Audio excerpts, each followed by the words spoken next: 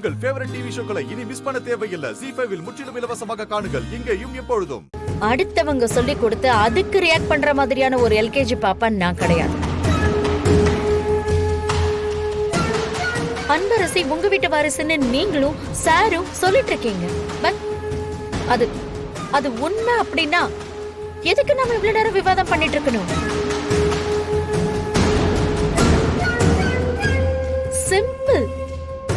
ஒரு டிஎன்ஏ டெஸ்டுக்கு ஒத்துக்க வேண்டியதானே?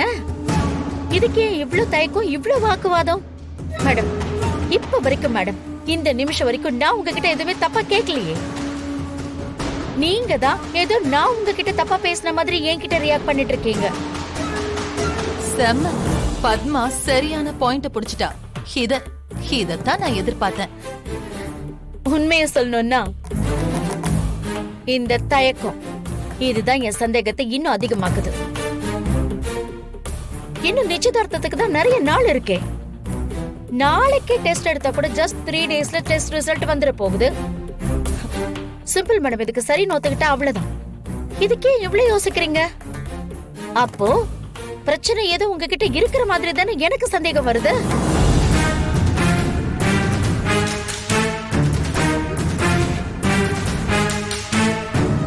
அவ்வளவுதான், ஆட்டம் காலி. இனி விஸ்வாவுக்கும் உனக்கும் தான் அனன்யா கல்யாணம் நடக்கும். அதை யாராலையும் மாத்த முடியாது. இந்த சிவகாமினா சும்மா இல்லன்னு இப்ப எல்லாருக்கும் புரியும்.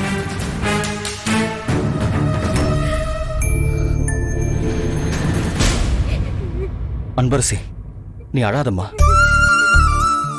இவ்ளோ நாள் கழிச்சு இந்த குடும்பத்துக்கு கிடைச்ச சந்தோஷம் நீ அழக்கூடாதுமா. இன்னைக்கு இல்ல, என்னைக்குமே நீ அழக்கூடாதுமா. அம்மா, கொஞ்சம் கூட மனசாட்சி இல்லாம நடந்துக்கிறீங்களேம்மா. இப்ப சொல்றமா, இந்த டிஎன்ஏ டெஸ்ட் நீங்க கேக்குற ப்ரூஃப் எதுவுமே இல்லாம இந்த என்கேஜ்மெண்ட் நடக்கும்.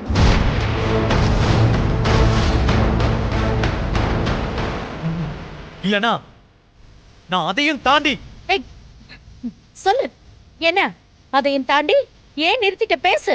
என்னை எதிர்த்து பேசுறல, பேசு. ஏன் நிறுத்திட்ட? கமான். உன்னை 10 மாசம் சுமந்து உன்னை பார்த்து பார்த்து வளர்த்து இவ்வளவு பெரிய ஆள் ஆக்கியிருக்கல.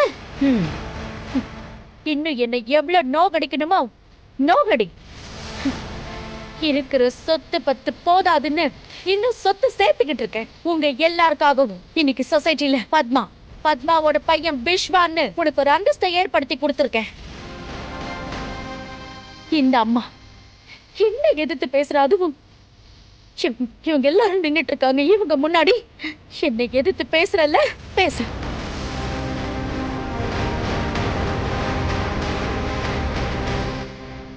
எனக்கு புரியல, நான் இப்ப என்ன தப்பா கேட்டுட்டேன்?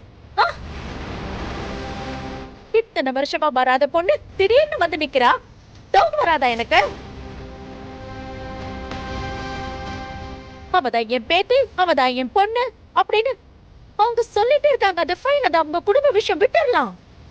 ஆனா அவ ஏன் மருமகளா வரும்போது நான் ஒரு ப்ரூஃப் கேட்க கூடாதா விஸ்வா? இது தப்பா?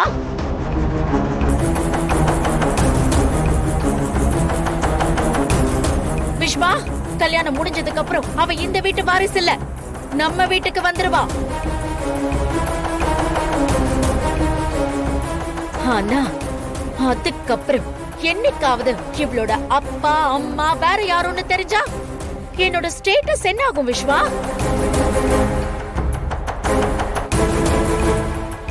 என்னோட பிசினஸ் கம்யூனிட்டி, மினிஸ்டர்ஸ், ஆபீசர்ஸ், ஏன் நம்ம ஆபீஸ் ஸ்டாஃப்ஸ், அவங்க யார் முன்னாடி என்னால தலை காட்ட முடியாது விஸ்வா.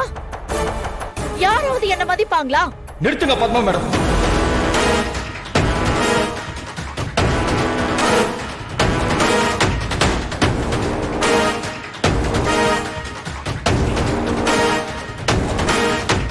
அப்ப இதான் உங்க முடிவா? ஆமா சார், இதுல இருந்து நான் ஒரு அடி கூட பின் வாங்க மாட்டேன்.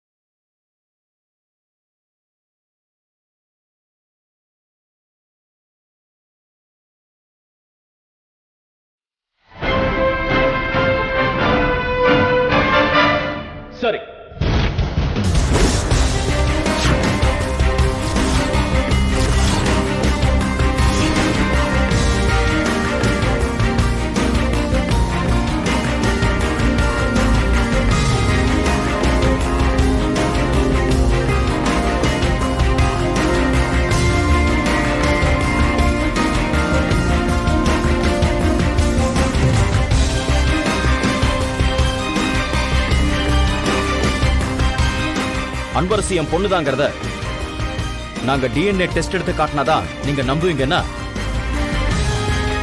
அதுக்கு நாங்க ready madam.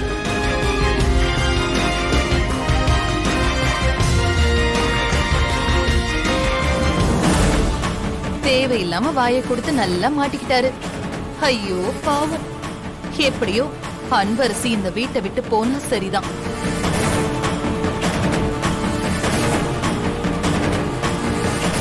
அவசரப்பட்டுட்டியே Chandra. Fantastic sir. அவ்வளவுதான், இதுதான் பதில். இதுக்கு போய் நாம ஏன் இவ்ளோ பேச வேண்டி இருந்துச்சுன்னே எனக்கு புரியல. அப்புறம் one more thing Chandrasekhar sir, இந்த டிஎன்ஏ டெஸ்ட் வர வரைக்கும் இந்த நிச்சயதார்த்த வேலையெல்லாம் கொஞ்சம் தள்ளி வச்சுக்கலாமே.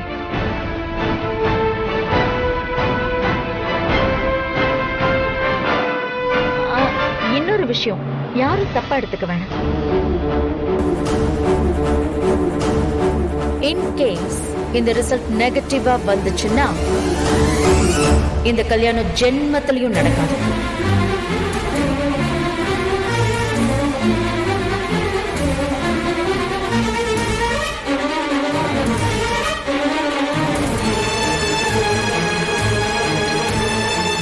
அதுக்கப்புறம் என்ன கன்வின்ஸ் பண்றேன்னு என் வீட்டு பக்கம் யாருமே வரக்கூடாது. அம்மா என்னம்மா விஷ்வா, கிளம்பலாம். Let's go. ஜீ5 ஆப்பை டவுன்லோட் செய்து அனைத்து எபிசோடுகளையும் இலவசமாக பாருங்க.